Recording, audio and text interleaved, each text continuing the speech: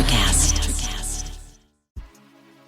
There's a change happening in the way we live, the way we work, the way we spend our money and make our decisions. We are evolving to be more conscious in our actions in a way that serves the world and makes it a better place. Welcome to the Ethical Evolution. The Ethical Evolution podcast is brought to you by Ethical Change Agency. I'm Bindi, I'm the founder, and my mission is to help ethical entrepreneurs and holistic healers to find their voice through spiritual coaching and podcasting. I'm honoured to bring you the stories of those who create change through healing, kindness, innovation, purpose, and spirit. Understanding that to create collective change, we need to be the change. It all begins with us.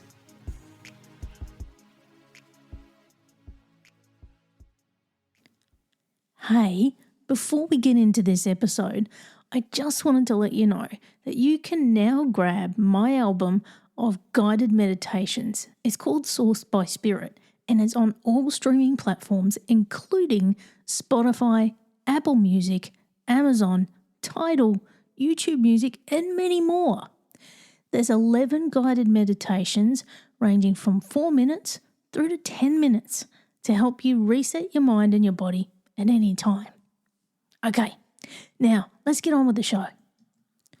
Patrick and Meagan Ryan entered into the fitness industry via bodybuilding, and it was through that experience that they quickly learned they were developing disordered eating habits and acute body dysmorphia. This led to their shift from vanity metrics to sanity metrics.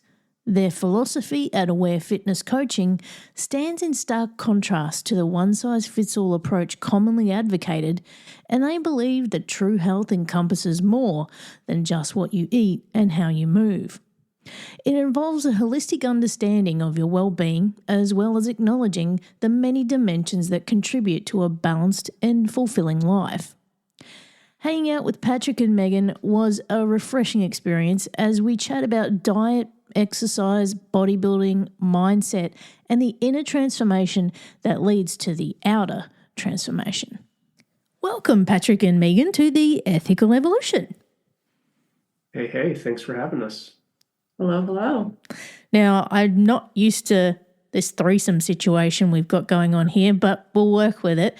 For those people who don't know who you are, we'll start with you, Patrick, if you can tell us who you are and what you do. Yeah, I am Patrick Ryan, part of, I guess you could say, the dynamic duo of Aware Fitness Coaching. And I know Meagan will provide some more in-depth stuff, but in summary, we help high-performing helpers say fuck you to the mainstream fitness industry. Amen. And then I'll hand it over to Meagan. Yes, and I am Meagan Ryan, second half of the dynamic duo. I'm a registered dietitian, so I handle all the nutrition side of things for our fitness coaching business, and I'm really passionate about getting people out of chronic dieting and living a life that is more fulfilling than just what their diet is. So that's what Patrick and I really work on. And what a dynamic duo you are. You know, one deals with the diet and one deals with the fitness. Well, you're both pretty fit, can we just say that? But you're taking an approach which no one else does in the fitness industry, and that is that you're actually being conscious of how you're approaching wellness, which I think is a little rare nowadays. Everybody's about aesthetics and looking good and, you know, being on the gram and all of that. But it's more than that, isn't it? It comes from something inside. Now, I'm going to have to throw to you each time I do this so that we're not all talking at once. But I'm going to start with you, Meagan. In terms of dieting, there's been a culture for a long time, particularly for women, and also men more recently, that they've got to have so much protein and, you know, so many calories and all of this kind of stuff, and they've got to be really rigid with their food and they can't have carbs and all of this kind of stuff. How do you deal with diet? Yeah, I think that's a great question. And anytime someone comes to me with this question, I always ask them, what is the purpose of your diet? What are you trying to get out of it, right? what is the purpose of being that rigid? And how is it actually serving you, right? So the way that I go about approaching it is, yes, we need to have basic nutrition. We call it gentle nutrition, right? In place. But the rigidity is not needed, right? And I like to help people understand what their diet is fueling in their life, right? Like, what is the purpose of it, and how is it helping you pursue what you're wanting out of life long term? And like you mentioned, for women, aesthetics there's a lot of pressure there, right? But helping people realize that that's only a short-term thing, right? Like, that's only going to get you so far for so long, and that's okay in the short term if it gets you going, but you have to find another fuel source to keep you going in the long term. And diet is one of those ways that can fuel your pursuits long term. And I love that you start with the purpose, because, there's not one size fits all here, is there? Every human is unique, and how we approach diet should be unique for each of us, because our bodies, both in principle, they're much the same, but they don't always work the same, do they? Right. Yeah. Exactly. So, looking at purpose, I know for me, you wouldn't guess it, but I'm nearly 50, guys. I recently changed my whole diet, and my purpose was to get well and also to lose weight. It worked. I dropped 20 kilos, and I feel incredible, and it's been something that I can sustain. Previously, I've not been able to do that. So I think sustainability is a really big part of it too, isn't it? Like, it's got to be integrated into your lifestyle. How do you help people do that? Sustainability, again, is that long-term vision, right? It is, why do you want to keep it off? Why do you want to feel good, right? Like, what do you now have access to that maybe you didn't have access to before, right? Those are the things that's going to keep motivating anyone to keep going and to maintain. And I think you highlighted something really important, is like, you feel amazing, right? And it's really getting into our bodies and understanding what that feels like on an individual level, and comparing that to how you felt maybe before, because it's, once you see it, you can't unsee it, right? So it's a lot easier to stay on track when you're like, wow, I actually see a difference, I feel a difference, and I'm more motivated to see what my body can do in the future. Exactly. And the thing that motivates me now is, I say, nothing tastes as good as this feels. So that's what keeps me going. Now, Patrick. Yeah. Tell us about your story, because you started out in bodybuilding, right? Actually, both of us did. Right. So Meagan and I both have roots in all natural bodybuilding, which just makes this conversation, I feel, that much more appropriate, right? Because in order for us to get to this place of a more conscious, sustainable approach, we had to push to extremes, right? Because that's what's commonly fed to many of us when it comes to just starting our fitness and health journeys. So very much roots in the bodybuilding or all natural bodybuilding space, was used to, for me at least, finding a level of solace in that state of what, quite frankly, was over control in every dimension of my life. This ties into some of the deeper mental and emotional dimensions of what Meagan and I call deep health, that is often not talked about in the fitness industry. We're often just talking about the physical domain, which is just exercise and nutrition. For myself, I'm in my early 20s. I went through a really bad breakup at the time. I was in college. All my friends around me were doing the college thing. They were enjoying themselves with drinking. That was not my thing. And I felt very, very isolated and very, very alone. And exercise was an outlet for me, which by all means was a healthy outlet, but I definitely played my hand at pushing to the extreme. And for me at that time, all natural bodybuilding was that, to where I could control everything about what I was eating. I could control everything about what I was doing with exercise. And it was through that I pushed myself to a very, very large, or very drastic, I guess you'd say, extreme of, long story short, went to the urgent care because I was experiencing a fever, and they ran some blood and urine tests, and they were coming to find that I was going into what they called acute renal insufficiency. So if I kept pushing harder, they told me, if you keep doing what you're doing with your diet and your exercise, you're probably going to go into kidney failure. And it was at that moment that I realized, okay, I'm done competing.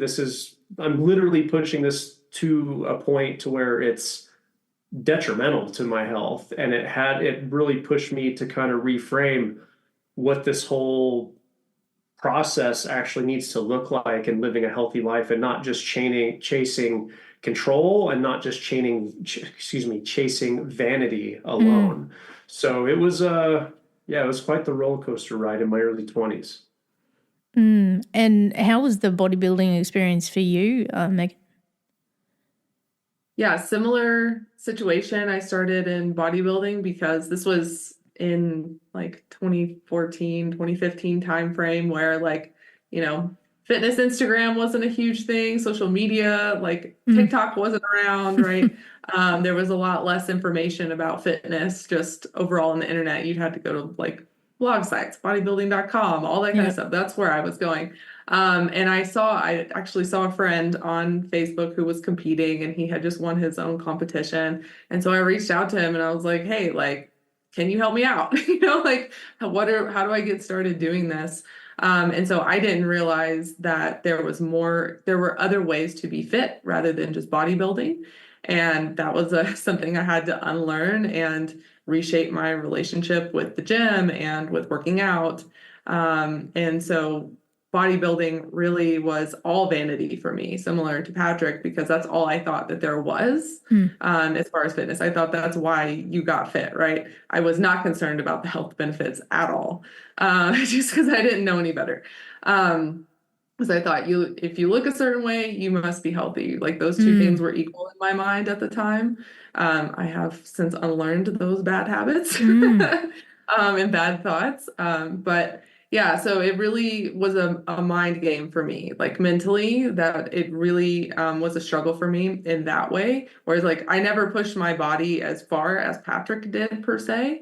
But once I realized that it wasn't going to be sustainable, like, life just got more demanding as time went on, and I couldn't sustain the amount of workouts I was doing or the diet that I was on and tracking all the time. Again, goes back to that rigidity piece we were talking about. I couldn't maintain it, and that threw me for a tailspin, and I just, would quit everything. And so it took me a long time to rebuild my relationship with fitness and my relationship with food and come to a more neutral place around it, which is what Patrick and I teach now. But yeah, I definitely had to go through that journey of, like, we call it vanity to sanity. That's kind of the journey that Patrick and I have both been on when it has come to bodybuilding and just fitness overall. It's ironic that I'm talking to you both and we're talking about going from vanity to sanity, because I also went through a similar thing. I actually, oh God, I don't even remember how many years ago it was now, but I did an 8-week challenge with a bodybuilder, and it was meant to be like a body transformation thing. Anyway, in 8 weeks, and it was grueling. It was absolutely grueling. Like, you were working out probably twice a day, 6 days a week, and the amount of food I was going through, I was like, Jesus. I was eating like 6 times a day, and I was just like, and I lost 15 kilos in the process, but I don't know, this time around with what I've done was just changing my diet alone and doing it in a sustainable way that keeps me engaged was far easier than killing myself in the gym and eating like crazy amounts of protein. Like, it has just been like mind-blowing for me to see the difference. This time around, I'm only working out 2-3 times a week at the moment, and it's enough. It is absolutely enough. Now, I got the question about exercise for you both. We see that people are like, oh, I'm in the gym every day for an hour, 2 hours, like I'm hitting it really hard. That is not necessary, is it? Is it?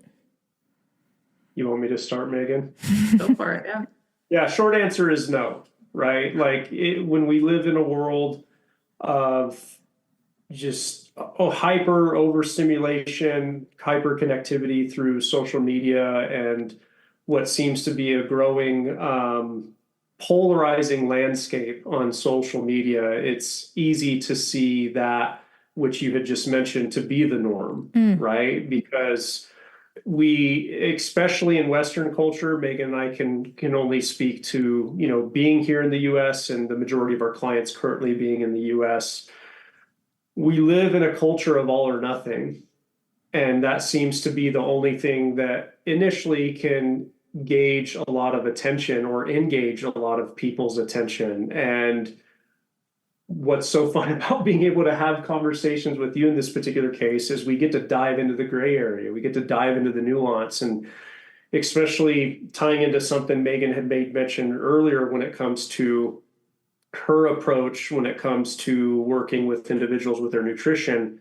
Exercise is no different. We have to meet people where they're at, because to demand somebody that has likely tried many other things, to your example, Bindi, I'm sure there's many individuals that have done some sort of a really hardcore 8-week boot camp style thing where sure, it got them to their quote unquote goal weight, but they may have been miserable in the process. And they've probably done multiple of those. And then to demand that someone go from, say, a 6-month or a year plus long stint of doing next to nothing activity wise, and then shove down their throat that they need to be working out 6 days a week, an hour each with high intensity, it's literally perpetuating the same health and fitness problems we in Western culture are dealing with. It's not making the problem any better. Meagan, was there anything you wanted to add to that?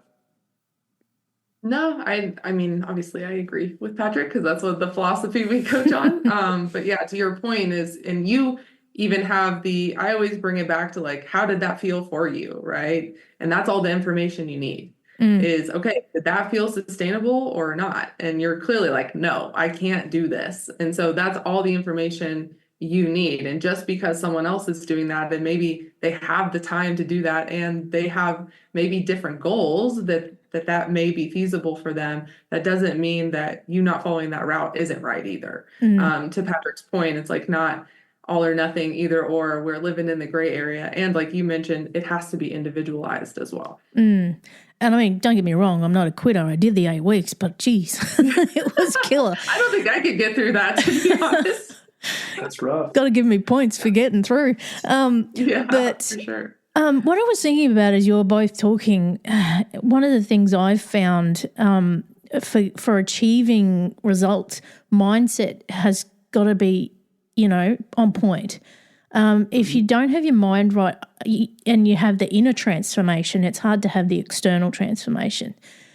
How do you help people reach that space where it's safe for them to have that internal transformation and then have the external follow? Meagan, I'll let you lead on this one. That's a really good, deep question. I love it. Honestly, in my experience coaching clients, it is building that relationship. And a lot of times people's history with dieting is associated with a lot of judgment. It's associated with a lot of shame, a lot of guilt, that only perpetuates the cycle that they're in. And so what I really try to do is foster a relationship where they do feel safe to explore those themes and those concepts of what has been holding them back in maybe a way that they haven't seen it before or thought about it before, right? It's a lot of reflecting back and just asking questions. And it is really just building that coaching relationship with someone and fostering a safe space for them to talk about those deeper things that maybe have been holding them back. Is there anything else, Patrick, that you can think of?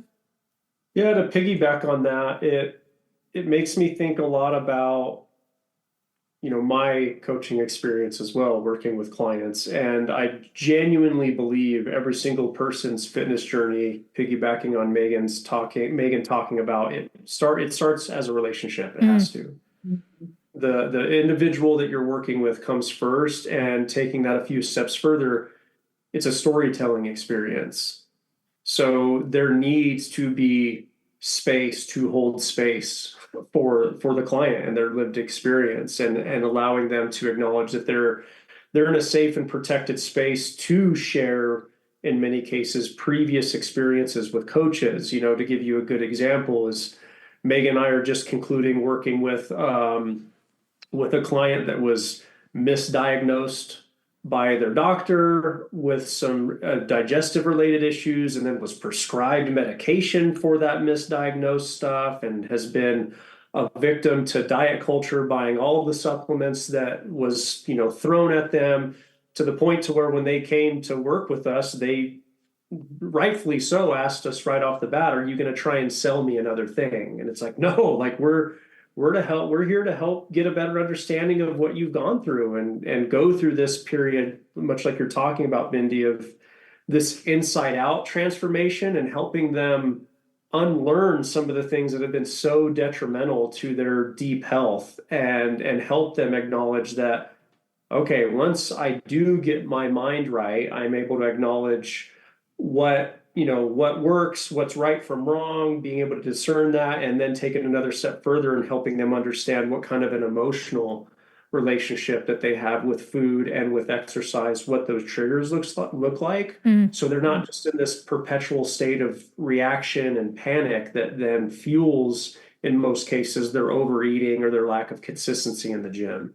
And it's interesting how the health and fitness industry don't have a connection between the psychological and emotional and the feelings that we have. It's really, I use this term on the show a lot and people laugh at me, but it's people don't actually understand this meat suit that we're in, that actually has feelings and emotions, and, there's more to it than just, meat and bone. And the fitness industry don't put the two together, do they? It's just, it's about intake, outtake, nothing more. And it's that expenditure. And it just blows my mind that they've not really capitalized on that, because they would get greater results and probably make more money in the end. You guys are starting to make that connection for people, though, which I think is amazing. Yeah, it's imperative. It's cool being able to connect with you, and the first thing I read is the name of your podcast, Ethical Evolution, right? Words matter. You know what I mean? And to that point, it wasn't for lack of trying early in my fitness career, right? I didn't know any better, other than it being what you're saying, a very transactional dynamic, where it's like, okay, me as the coach, I'm just going to tell you to either work out more or restrict your eating more. And I did that for a period of time, working with clients in person, and I was working at a big box facility, and it wasn't working. And I could see how frustrated it was making my clients, because they were being marketed by, the company I was working for and other companies in the mainstream fitness industry. They were being marketed in a way of just telling them, cool, it is this transactional dynamic, and you just check the boxes, plug it into the formula, and you're going to get where you want to go. And it's really interesting, as Megan and I have continued to do what we do, seeing how that perpetuates keeping people in their head all the time, and they're never in their body. So when you start having these deeper conversations with people, and what Megan and I spend a lot of time doing is helping people get into their bodies, so they understand that, sure, you can count calories. That's a helpful mechanism if that's what serves you, as well as there's this entire mechanism that you have in your body that, if you learn how to pay attention to it and understand the information that it's giving you, you actually may not have to do anything that's transactional when it comes to your exercise, your nutrition, and you can still get to your goal. And it can be this fun journey, as opposed to what a lot of people deal with, is they're expecting Megan and I to just beat them over the head like every other fitness professional has done. And it's like, one, that's exhausting for Megan and I. And two, it's not ethical. We can't go to sleep at night and feel good about getting somebody to a goal if it's made them miserable in the process. And, I've been saying this term on a few episodes recently. It's about going from punishment to nourishment. That's what it's been for me. Because, if you heal those relationships and the reasons why you consume what you do, then the whole outcome's going to be different, and also your desire to remain in that state or to even exercise changes as well. You're not numbing something and you're not fighting against something, you're actually loving something. And I know for me, until I loved myself, I didn't want to exercise. Didn't want to exercise at all. Now it's something I love doing. I want to fit it in my week because it makes me feel better. So I think, that emotional mindset healing really has to happen for greater results to be long term. Yes. Yeah, 100%. And just to kind of piggyback off of what Patrick mentioned earlier, and an aspect to our nutrition that often gets overlooked is that we've been eating our whole lives, right? And we don't just eat to diet, like we eat to be social, we eat to connect with others, right? Food is a bridge in a lot of situations. And that's another thing that people don't realize is like we have to look at your entire lifespan and your relationship with food to understand why you are the way you are in this moment right now. And I see a lot of people would be like, oh, I'm a snacker, right? Like I'm a snacker. And it's like, okay, well, let's figure out, how that's come to be. And usually it's diving deeper into their relationship with food and what was modeled for them growing up, right? All these things are super important to dive into. So nutrition isn't only just the calories out, but that transactional situation like Patrick was mentioning, there's a lot more depth and nuance to it as well. I love that you've mentioned that as well, the social situations, and it's part of our culture as well, isn't it? I know for me, when I was in like my really strict part of some of my plans, you'd show up to a family meal and you'd have your pre-made meal with you. It's not much fun. It's not much fun at all. No. Yeah, it can be incredibly isolating. It's not, you put it really well. It's not fun. And then, when we tie that into all of our seasonal ways of celebrating, we'll just say here in the States, as soon as Halloween hits until the end of the year, there are a multitude of holidays that are happening that for most people are synonymous with falling off track, that are synonymous with a lot of anxiety and worry, when in all actuality, to your point, Bindi, it's this punishment versus nourishment dynamic. And most people go into a lot of social situations seeing like, oh, I have no choice but to either restrict it completely or go all in and eating as much of this as possible because it's a bad food. And then I need to punish myself and make up for what I ate through the form of exercise. And it's just like, none of that is fun. It completely distorts your relationship with those kinds of experiences. Yeah. And when you can get to a space where you can comfortably trust yourself, and it's almost like trusting yourself to go, yep, I can, because, there's some people who have overeating issues or, they're trying to numb something, whatever it might be, or are emotional eaters. They can trust themselves enough to go, yep, I can just have this and it's going to be okay. And I don't have to exercise myself to death later on. Like reaching that space, it's an absolute freedom, freedom. And you probably see people in your coaching that reach this space. Am I right? Absolutely. Yes, 100%. That's getting people. That goes back to what Patrick mentioned earlier. Is like getting people into their bodies, right? Because a lot of times people that are chronic dieters are also emotional eaters and overeaters, right? There is some type of dieting in the history somewhere. And so when we have a history of chronic dieting, everything we know about nutrition is external. How many calories to eat, the number on the scale, everything we like tracking our food, weighing our food, everything is external. And we're never taught anything internal, and we're never taught how our bodies feel when we eat, right? Our hunger and fullness cues and how to appropriately gauge those in any given situation, right? And letting our body actually be the compass in those social situations where we can say, okay, I'm just going to try out one of these cookies right now, and I'm going to be mindful about it and try to genuinely enjoy it in this moment. And then if I want more, I'm going to honor that. But if not, I'm also going to honor that because I know I'm genuinely satisfied by whatever amount my body is telling me is good right now.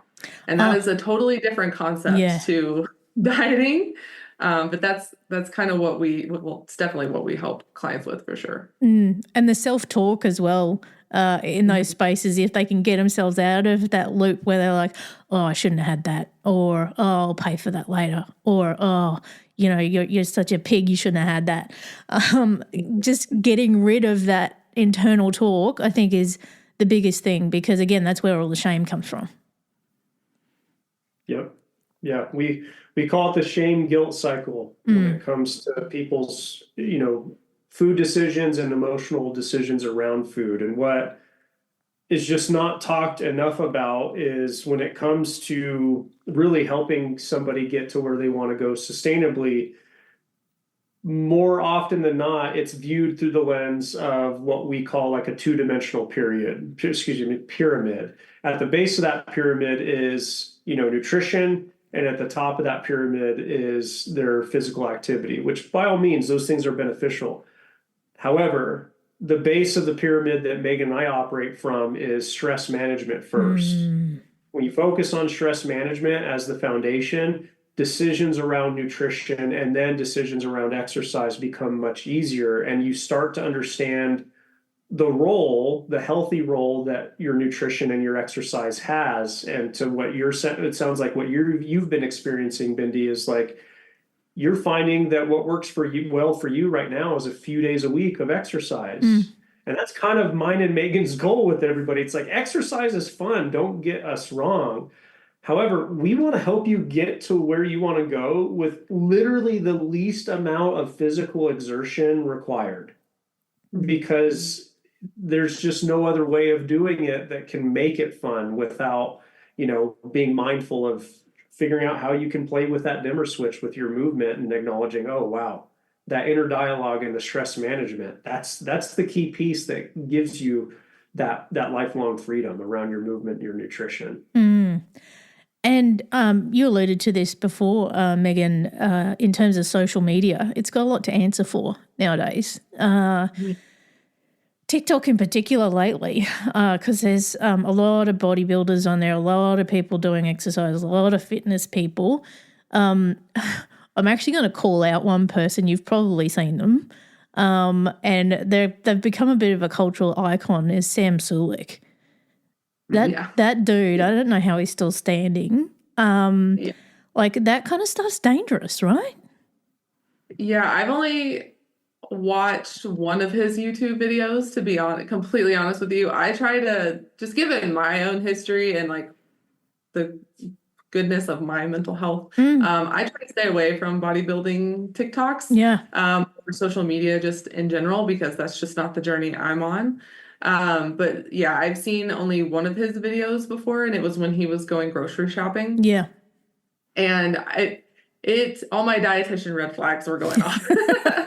Like while I was watching it, I was like, oh my gosh, there's so much going on in this video.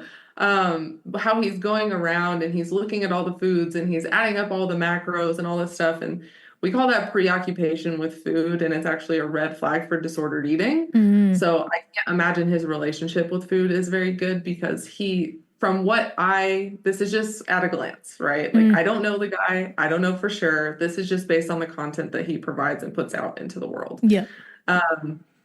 It is that transactional, right? If I eat this, I'll get this. If I eat that, I'll look a certain way, right? That's the only reason he's eating, is for aesthetics and trying to gain muscle, gain weight for bodybuilding and all of the stuff that he does in the fitness world.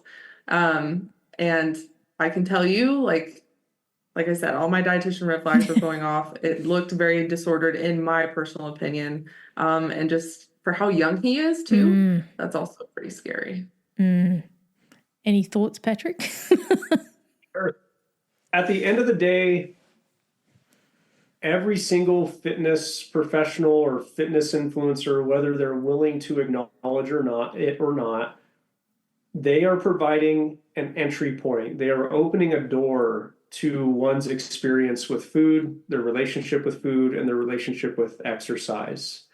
And by all means, I can't say I'm a fan of how most big name fitness influencers open that door because, Megan and I work with those people, right? We work with individuals who have tried stuff like that and we have to spend and we don't regret it, by the way, it's very rewarding work, but we have to spend a substantial amount of time holding space for individuals who've had their mind tangled into this knotted ball of yarn when it comes to their relationship with food, exercise, and just this complete disordered relationship that they have with their own health. And the second piece of that, speaking as a man who was in somewhat, it all falls on a continuum, somewhat of a similar space as, individuals like, say, Sam Sulik in this particular case. I didn't know it at the time, but Meagan created this nice little bite-sized quote is most individuals that are in that space are using a exercise solution to solve an emotional problem. Or they're also using a nutrition or a food solution to solve an emotional problem. And that falls into that very transactional dynamic and category to where, for me, I can only speak to my own experience. Like, I was like, cool. It creates this positive reinforced loop for a certain stage of time because you're looking good, you're strong as hell. Like, you can perform at levels that you never thought maybe were possible prior. And then for me, some shit starts happening to your body and you're like, oh my God, like internally, there's some stuff going on that I was not even aware of. And for me, I acknowledge this is when I'm pumping the brakes substantially. And I just think it's really important that we keep having those kinds of conversations because we see it and we're going to see more of it, unfortunately, where we're going to have more and more younger age bodybuilder influencer types that are unfortunately going to pass away early because of how hard they're pushing their bodies, as well as how reinforced this loop is of polarization mixed in with people's lack of understanding of what it actually takes to get to that level of physique and performance, and seeing that push individuals that are in that fitness and bodybuilding space because they're making a lot of money, all that kind of stuff, and pushing them to a place where they're going to be broken. And it's really sad to see. And off the back of that, there's also the marketing around supplementation. And I know when, I was in that phase of the bodybuilding stuff, that there were so many goddamn supplements I was taking, and I was like, what blue crap am I drinking now? But it was like after I had done that, I went to a naturopath and they were like, what are you doing? Because half of the stuff I didn't need. And it was just making expensive urine and nothing more. And I think we get sucked into a quick fix with this stuff, and it's not always that. However, some supplements can be useful, particularly in certain circumstances.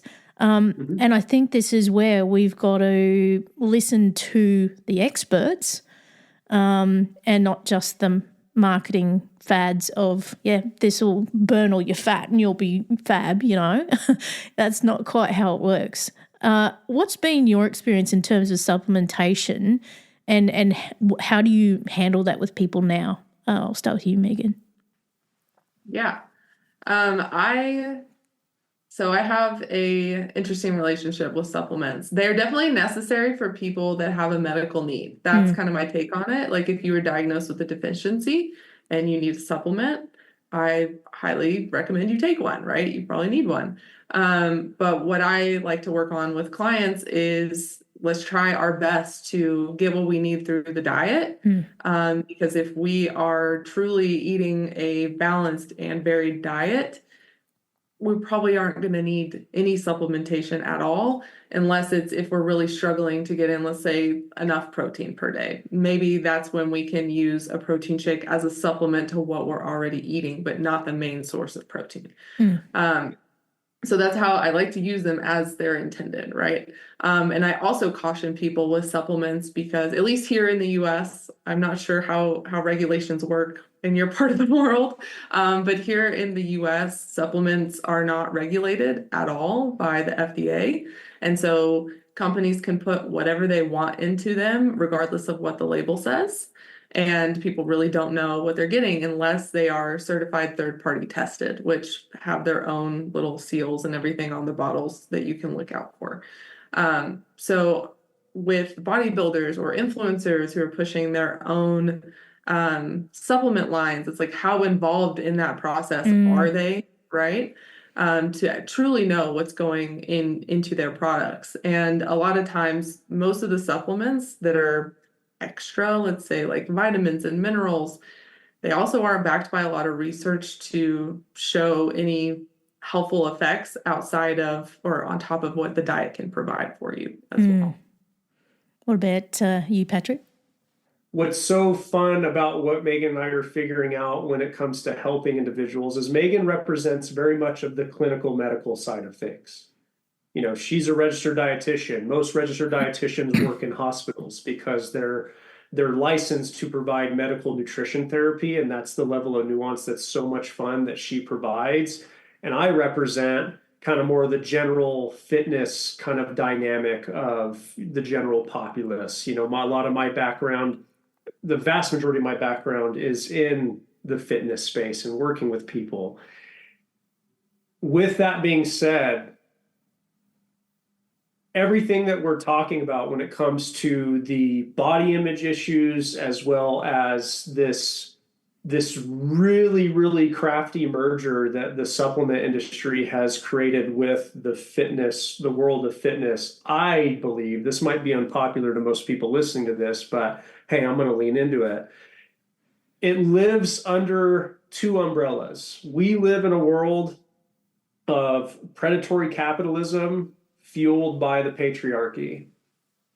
When you have those two things mixed in with one another, in order for someone's experience to be valid in their fitness journey, they've got to buy more stuff. You got to buy the supplement because it's got a bunch of ripped people on it, marketing it. And that's what makes your journey feel more rooted and more valid, because to a certain degree, and it's okay, spending money is fun. Buying things is fun. There's a balance to that. And I speak as someone, I was in college spending $500 to $600 a month on supplements that I probably didn't need, but that's all I knew. And that merger is so hairline close that it can confuse a lot of people. And for most people, and unfortunately, like myself, it means having to go the whole way through of just being like, oh yeah, I've spent thousands of dollars on supplements that I didn't really need, but it's just marketed so well. It's this shiny object that we're just like clamoring to kind of use as a totem of authentication, I guess you can say. It's like a stamp of approval for like, okay, I'm taking it serious type thing. And to Meagan's point, depending on where you're at in your deep medical history, that's where the nuance comes from. But for a lot of people, yeah, go spend that money on quality groceries. Go spend that money on a fucking mountain bike. Like, you know what I mean? Go spend it on something that's gonna have the kind of returns that you really want from it. Yeah, and I hope all that was okay, by the way. Yeah, no, totally. Okay. And like, it's almost like people have become these modern day scientists, you know, it's like, and they're talking about these branch chain amino acids and all this kind of stuff. And it's like, and where's your medical degree? You know, it's like, what do you think you're doing? It's nothing but a placebo most of the time. So it's just, I don't know, people are just got to, I don't know, stay in their lane. 100%. And it's also what I find interesting around social media in particular, and people talking about the really nitty-gritty science of nutrition that it honestly isn't applicable to most people, right? I think they have like good nutrition is boring. So they have to make it sound fancy and shiny in some way and make you think that there's some secret sauce to it or something you didn't know about, right? But that's just not the case. But people would run out of content if that's all they did and said all the time, unfortunately. And then to Patrick's point about living in a capitalistic society, where a lot of our systems are built on convenience, and the fitness industry is one of those. Lose this weight and sign up for this and lose the weight you want in 6 weeks, 3 months. It's a short time frame, right? Like they have it figured out and they're going to fix you in a short amount of time. I view the supplement industry in the same way. It's like, this is a quick fix. This is something more convenient for you to do than taking the long route of diet and exercising properly.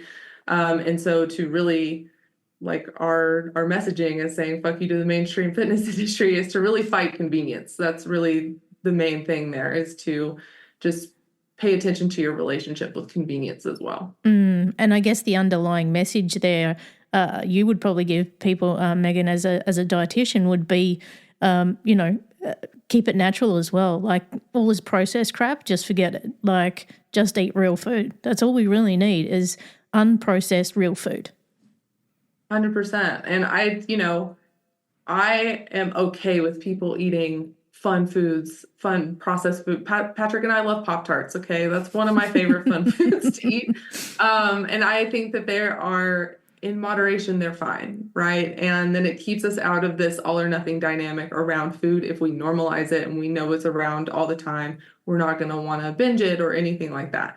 So I acknowledge their role in, and all foods fit too. Like, if Patrick and I are out mountain biking for several hours, I'm bringing a Pop-Tart because that's quick energy, cheap, quick energy that I can have on the go. Right.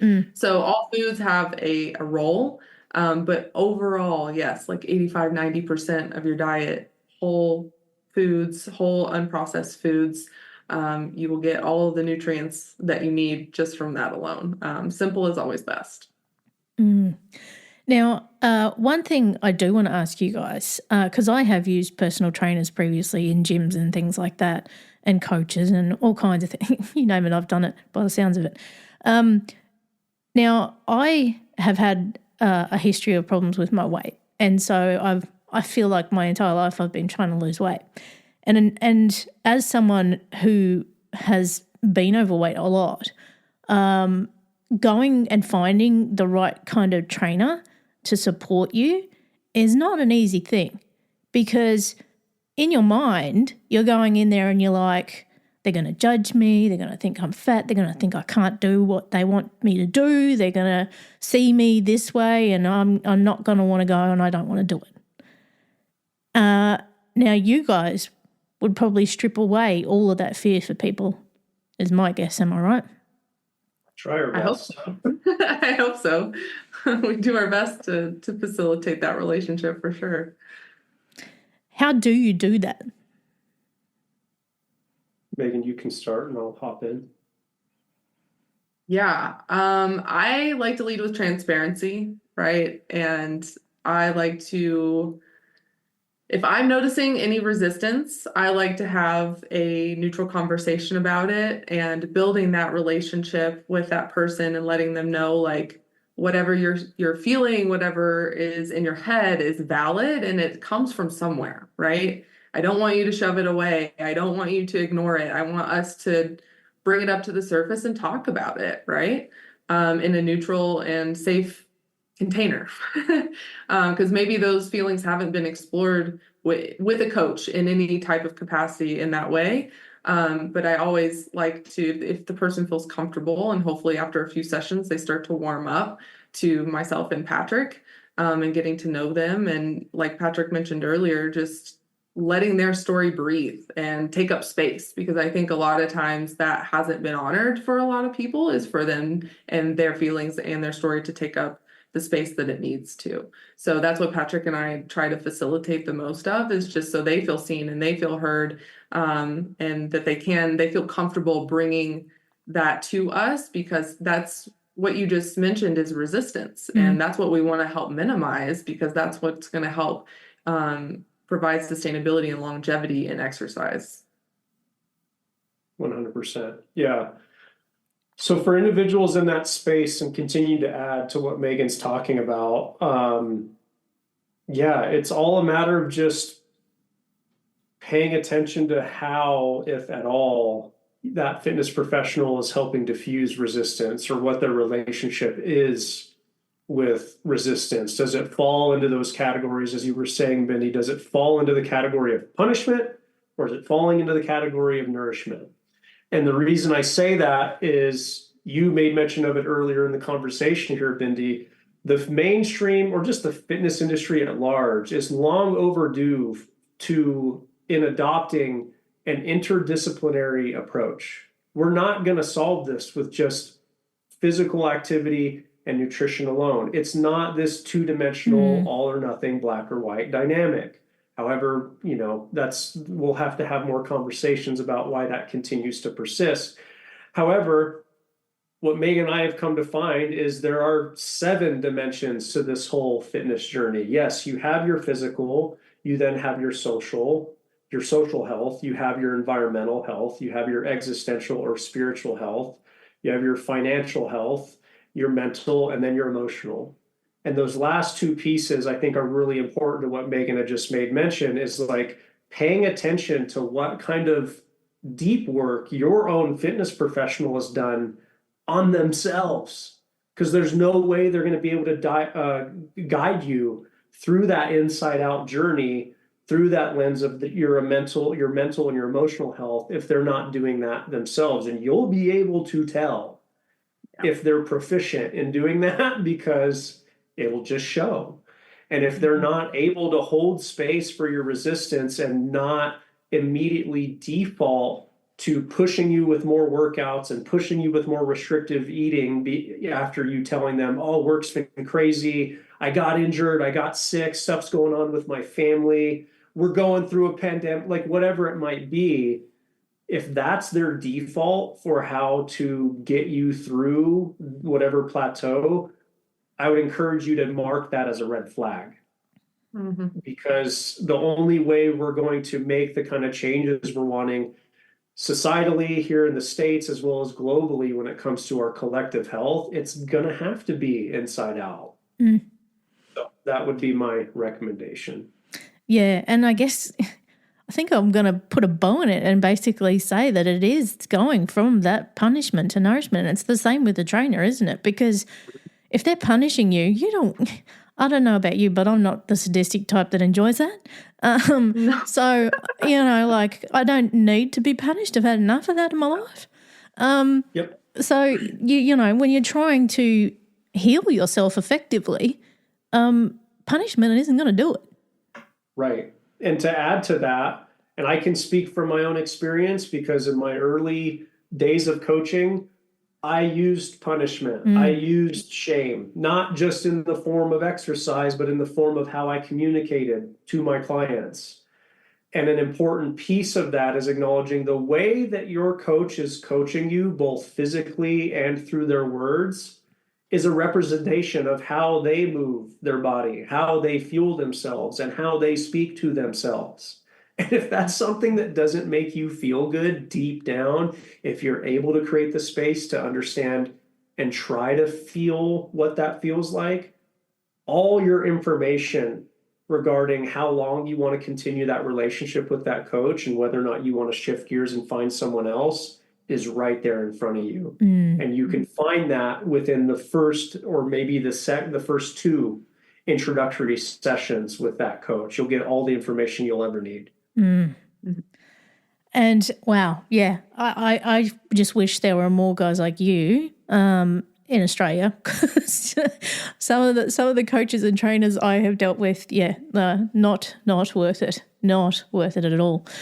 Now, guys, people are probably excited and they're listening to you and they're really resonating with a lot of what you're saying. If they want to find out more about what you do and they want to get in touch, where can they go? So Patrick and I are both on social media. I'm on Instagram mainly as mryan_nutrition. And then Patrick, your handle. Yeah. So our website is currently under construction. So Instagram is the best place to hang out with us and meet us and get to know us. So I'm on Instagram as well. My handle is Patrick_Ryan. That's RYAN, fit, FIT. Link in my bio if people are open to it and they do have a Facebook account. We do have a free Facebook community in which Meagan and I both do free trainings on the second Monday of every single month for that community. Love it. Love it.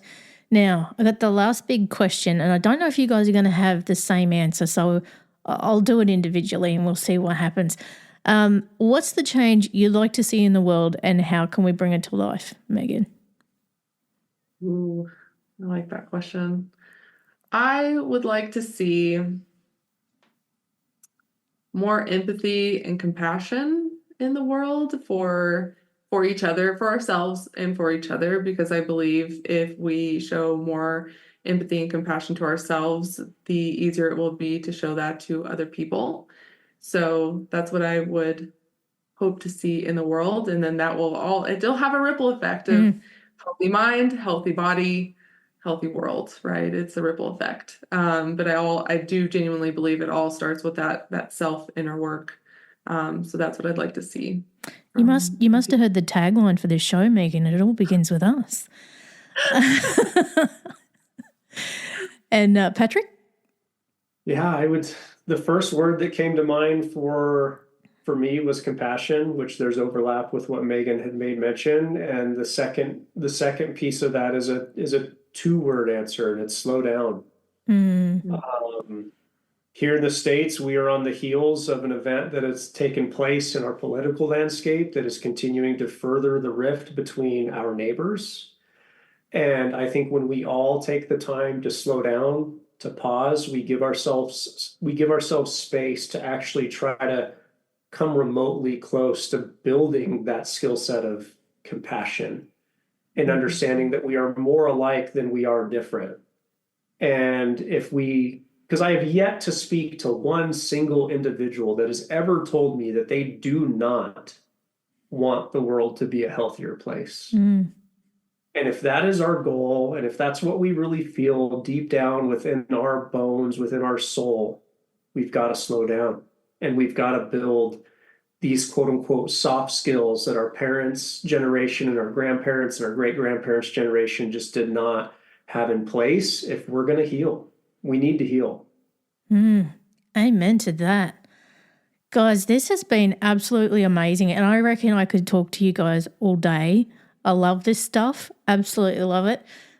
You have been an absolute delight and have shared so much gold with our audience, and I can't thank you enough for being a part of the ethical evolution and being a part of the change with me. Thank you. Absolutely. Thank you, Bindi. Thanks for having us. Thanks for listening to the Ethical Evolution Podcast. If you're ready to be the change and would love to work with me on finding your voice through spiritual coaching or creating your own podcast with impact, visit ethicalchangeagency.com. If you're enjoying the show, please subscribe to the YouTube channel. It's growing every day with great content and highlights you may not have heard on the podcast. In addition, please subscribe to the podcast on Spotify or Apple, and why not leave a 5-star review? If you're not following me on social media, you can find me at Ethical Change Agency on Instagram, LinkedIn, Facebook, and YouTube, and at DJ Bindi on TikTok and Instagram. If you're interested in diving deeper into the ethical evolution with me, I've created a membership program that allows me to bring you more in-depth exclusive content without relying on paid ads. My goal is to deliver members way more value than the cost of the subscription. Benefits include Ask Me Anything episodes. I've interviewed hundreds of people from around the world, so imagine what you could ask. Access exclusive bonus content only for members that focuses on the downloads I get through my conversations that include actionable tips. Support Ethical Change Agency and the Ethical Evolution Podcast on its mission to amplify change makers who make the world a better place. Access to global connections who can help you make greater impact in the world. Meditate with me, and discounted spiritual coaching or podcast consulting with me at 15% off. That value alone pays for your membership. For only $7 a month or $70 a year, you can access all these benefits of an Ethical Evolution Emergence membership. If you want to learn more and access these benefits, head on over to ethicalchangeagency.com.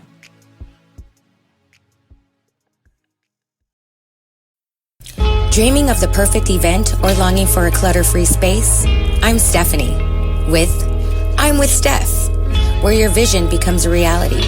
From magical weddings to transformative home organizing, we bring you expertise and passion to every project. Whether you're planning a grand celebration or seeking peace through organization, we tailor our services to meet your unique needs. I'm with Steph. To explore our services and connect with me directly, visit imwithsteph.com. Mention ElectraCast for a 20% discount. For those of you who dream of a world where music and podcasts live together in perfect harmony, now, for the first time, ElectraCast gives you a magical compilation, Pod Till You Drop, Volume 1, where we give you the best in tunes and the best in podcasts. Feast your ears and hear the culture. Available now wherever you listen to music.